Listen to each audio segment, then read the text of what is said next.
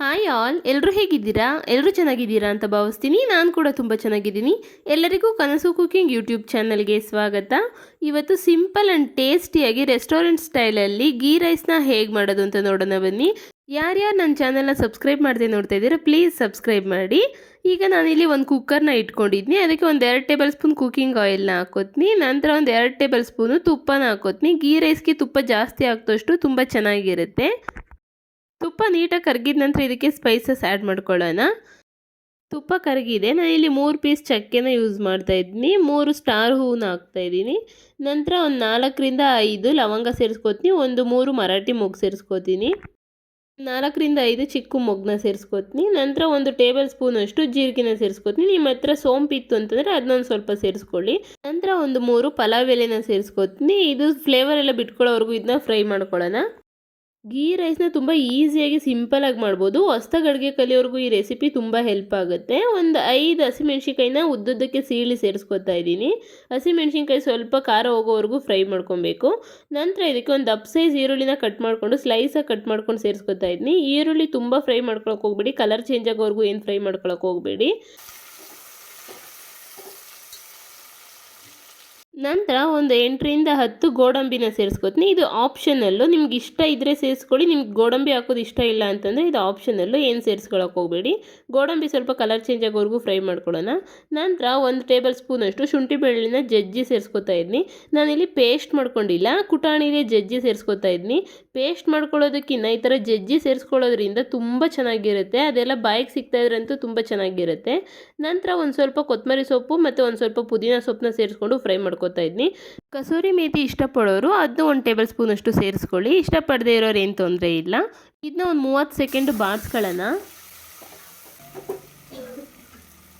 ನಂತರ ಅಕ್ಕಿನ ತೊಳೆದು ಇದಕ್ಕೆ ಸೇರಿಸ್ಕೊತಿದ್ನಿ. ನಾನು ಮುಂಚೆನೇ ಅಕ್ಕಿನ ನೆನೆಸಿಟ್ಟಿರಲಿಲ್ಲ, ಯಾಕೆಂದರೆ ಒಗ್ಗರಣೆಲೇ ಇನ್ನು ಅಕ್ಕಿನ ಸ್ವಲ್ಪ ಫ್ರೈ ಮಾಡಬೇಕು. ಗೀ ರೈಸ್ಗೆ ಮುಂಚೆನೇ ಅಕ್ಕಿ ನೆನೆಸಿಟ್ರೆ ಆ ರೈಸ್ ಎಲ್ಲ ಬ್ರೇಕ್ ಆಗೋ ಚಾನ್ಸಸ್ ಇರುತ್ತೆ. ಅದಕ್ಕೋಸ್ಕರ ಆವಾಗ ತೊಳೆದು ಆವಾಗ ಹಾಕ್ತಾಯಿದ್ದೀನಿ. ಅಕ್ಕಿನ ಹಾಕಿದ ನಂತರ ಸ್ವಲ್ಪ ಒಂದು 30 ಸೆಕೆಂಡು ಫ್ರೈ ಮಾಡಬೇಕು. ಉರಿನ ಕಡಿಮೆನೇ ಇಟ್ಕೊಳ್ಳಿ. ಉರಿ ಜಾಸ್ತಿ ಇಟ್ಕೊಂಡ್ರೆ ಅಕ್ಕಿ ಎಲ್ಲ ತಳ ಹಿಡಿಯುತ್ತೆ. ಅದಕ್ಕೋಸ್ಕರ ಉರಿ ಕಡಿಮೆ ಇಟ್ಕೊಂಡು 1 ನಿಮಿಷ ಫ್ರೈ ಮಾಡ್ಕೊಳ್ಳಿ. ಈ ಥರ ಮಾಡೋದ್ರಿಂದ ಆ ಒಗ್ಗರಣೆ ಎಲ್ಲ ಅಕ್ಕಿಗೆ ಚೆನ್ನಾಗಿ ಹಿಡಿಯುತ್ತೆ. ಅಕ್ಕಿ ಹಾಕಿ ಫ್ರೈ ಮಾಡಿದ ನಂತರ 1 ಗ್ಲಾಸ್ ಅಷ್ಟು ನಾನು ಕಾಯಿ ಹಾಲನ್ನ ಸೇರಿಸ್ಕೊತಾ ಇದ್ದೀನಿ. ನಿಮಗೆ ಕಾಯಿ ಹಾಲು ಇಷ್ಟ ಇಲ್ಲ ಅಂತಂದರೆ ಹಾಲನ್ನಾದರೂ ಸೇರಿಸ್ಕೋಬೋದು. ನಿಮ್ಗೆ ಯಾವ್ದು ಇಷ್ಟ, ಕಾಯಿ ಹಾಲಾದರೂ ಸೇರಿಸ್ಕೊಳ್ಳಿ ಅಥವಾ ಹಾಲನ್ನಾದರೂ ಸೇರಿಸ್ಕೊಳ್ಳಿ. ಎರಡರ ಟೇಸ್ಟೂ ತುಂಬ ಚೆನ್ನಾಗಿರುತ್ತೆ. ಗೀ ರೈಸ್ ತುಂಬ ಕಲರ್ಫುಲ್ಲಾಗಿ ಚೆನ್ನಾಗಿ ಬರಬೇಕು, ವೈಟಾಗಿ ಅಂತಂದರೆ ನಾವು ಈ ರೀತಿ ಹಾಲನ್ನ ಸೇರಿಸ್ಕೋಬೇಕು. ನಿಮಗೆ ಹಾಲು ಸೇರಿಸ್ಕೊಳ್ಳೋಕೆ ಇಷ್ಟ ಇಲ್ಲ ಅಂತಂದರೂ ಪರವಾಗಿಲ್ಲ, ಆದರೆ ಹಾಲು ಹಾಕೋದ್ರಿಂದ ಟೇಸ್ಟ್ ತುಂಬ ಚೆನ್ನಾಗಿರುತ್ತೆ.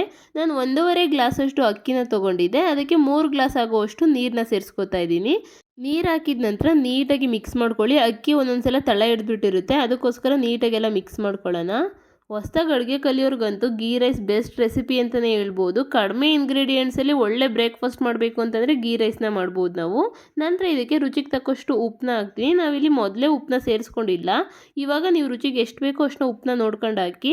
ಇದು 1 ಕುದಿ ಅಥವಾ 2 ಕುದಿ ಬರೋವರೆಗೂ ವೆಯ್ಟ್ ಮಾಡಿ. ಆಮೇಲೆ ಟೇಸ್ಟ್ ನೋಡಿಕೊಂಡು ಬೇಕಿದ್ರೆ ಇನ್ನು ಸ್ವಲ್ಪ ಉಪ್ಪು ಬೇಕು ಅಂತಂದರೆ ಉಪ್ಪನ್ನ ಸೇರಿಸ್ಕೋಬೋದು. ಬ್ಯಾಚುಲರ್ಸ್ಗಂತೂ ಇದು ಬೆಸ್ಟ್ ರೆಸಿಪಿ ಅಂತಲೇ ಹೇಳ್ಬೋದು.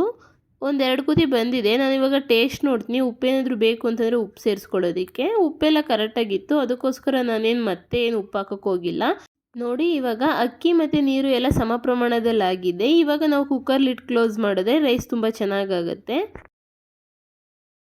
ಈಗ ಕುಕ್ಕರ್ ಲಿಡ್ ಕ್ಲೋಸ್ ಮಾಡ್ತಾ ಇದ್ದೀನಿ. ನಾನಿಲ್ಲಿ 2 ವಿಷಿಲ್ ಹಾಕ್ಸ್ಕೊತೀನಿ. ಅಕ್ಕಿನ ನೆನೆಸಿಟ್ಟಿದ್ರೆ 1 ವಿಷಿಲ್ ಹಾಕಿದ್ರೆ ಸಾಕಾಗುತ್ತೆ. ಈಗ ಅಕ್ಕಿ ನೆನೆಸಿಟ್ಟಿಲ್ಲ ಅಲ್ವಾ ಗೀ ರೈಸ್ಗೆ, ಅದಕ್ಕೋಸ್ಕರ 2 ವಿಷಿಲ್ ಹಾಕ್ಸ್ಕೊತೀನಿ. 2 ವಿಷಿಲ್ ಹಾಕ್ಸ್ಕೊಂಡಿದ ನಂತರ ಏರೆಲ್ಲ ಔಟ್ ಆದಮೇಲೆ ನಿಮಗೆ ಮುಚ್ಚಳ ತೆಗೆದು ತೋರಿಸ್ತೀನಿ ನೋಡಿ ರೈಸ್ ಯಾವ ರೀತಿ ಆಗಿದೆ ಅಂತ. ನೋಡಿ, ರೈಸ್ ತುಂಬ ಚೆನ್ನಾಗಾಗಿದೆ. ಉದ್ರುದ್ರಾಗೂ ತುಂಬ ಚೆನ್ನಾಗಾಗಿದೆ. ಸೈಡಿಂದ ನೀಟಾಗಿ ಮಿಕ್ಸ್ ಮಾಡ್ಕೊಳ್ಳಿ. ಮಧ್ಯದಿಂದ ಮಿಕ್ಸ್ ಮಾಡ್ಕೊಳ್ಳೋಕೆ ಹೋದರೆ ರೈಸ್ ಎಲ್ಲ ಬ್ರೇಕ್ ಆಗಿಬಿಡುತ್ತೆ. ನಿಮ್ಮ ಹತ್ರ ಬಾಸುಮತಿ ರೈಸ್ ಇತ್ತು ಅಂತಂದರೆ ಅದನ್ನಾದರೂ ಉಪಯೋಗಿಸ್ಕೊಳ್ಳಿ, ಅದಕ್ಕೂ ತುಂಬ ಚೆನ್ನಾಗಾಗುತ್ತೆ ಗೀ ರೈಸು. ನೋಡಿ ಅನ್ನ ಯಾವ ರೀತಿ ಆಗಿದೆ ಅಂತ, ತುಂಬ ಉದ್ರುದ್ರಾಗಿದೆ. ನೀಟಾಗಿ ನೀರನ್ನ 1 ಗ್ಲಾಸಿಗೆ 2 ಗ್ಲಾಸಷ್ಟು ನೀರನ್ನ ಹಾಕಿದ್ರೆ ಇದೇ ರೀತಿ ಅನ್ನ ತುಂಬ ಚೆನ್ನಾಗಾಗುತ್ತೆ. ನಾನು ರೈಸ್‌ನ ಸರ್ವಿಂಗ್ ಪ್ಲೇಟ್‌ಗೆ ಸರ್ವ್ ಮಾಡ್ಕೋತೀನಿ. ಇದನ್ನ ನಾವು ಚಿಕನ್ ಗ್ರೇವಿ ಜೊತೆ ಆದರೂ ಸರಿ, ಮಟನ್ ಗ್ರೇವಿ ಜೊತೆ, ಮಟನ್ ಫ್ರೈ ಅಥವಾ ಚಿಕನ್ ಫ್ರೈ ಅಥವಾ ಚಟ್ನಿ ಅಥವಾ ಕುರ್ಮಾ ಯಾವುದೇ ರೀತಿ ಗ್ರೇವಿಗಾಗಲೂ ಸರಿ ತುಂಬ ಚೆನ್ನಾಗಿರುತ್ತೆ. ಅಥವಾ ಪ್ಲೇನಾಗಿ ಗೀ ರೈಸ್ ತಿನ್ನೋರ್ಗೂ ಅಷ್ಟೇನೆ ತುಂಬ ಟೇಸ್ಟಿಯಾಗಿ ಆಗುತ್ತೆ. ಈ ರೈಸ್ ಮಾಡೋದಕ್ಕೆ ಒಂದು 10 ನಿಮಿಷ ಸಾಕು. ಕ್ವಿಕ್ಕಾಗಿ ಒಂದು ಬ್ರೇಕ್‌ಫಾಸ್ಟ್ ರೆಡಿ ಆಗಬೇಕು ಅಂತಂದರೆ ಗೀ ರೈಸ್ ಮಾಡಿ ತುಂಬ ಟೇಸ್ಟಿಯಾಗಿ ಆಗುತ್ತೆ. ನೋಡಿದ್ರಲ್ವಾ ಈಸಿಯಾಗಿ ಗೀ ರೈಸ್‌ನ ಹೇಗೆ ಮಾಡ್ಬೋದು ಅಂತ. ಹಾಗಾದರೆ ರೆಸಿಪಿ ಟ್ರೈ ಮಾಡಿದ ನಂತರ ನನಗೆ ಕಮೆಂಟ್ ಮಾಡೋದು ಮರಿಬೇಡಿ ರೆಸಿಪಿ ಹೇಗಾಗಿತ್ತು ಅಂತ.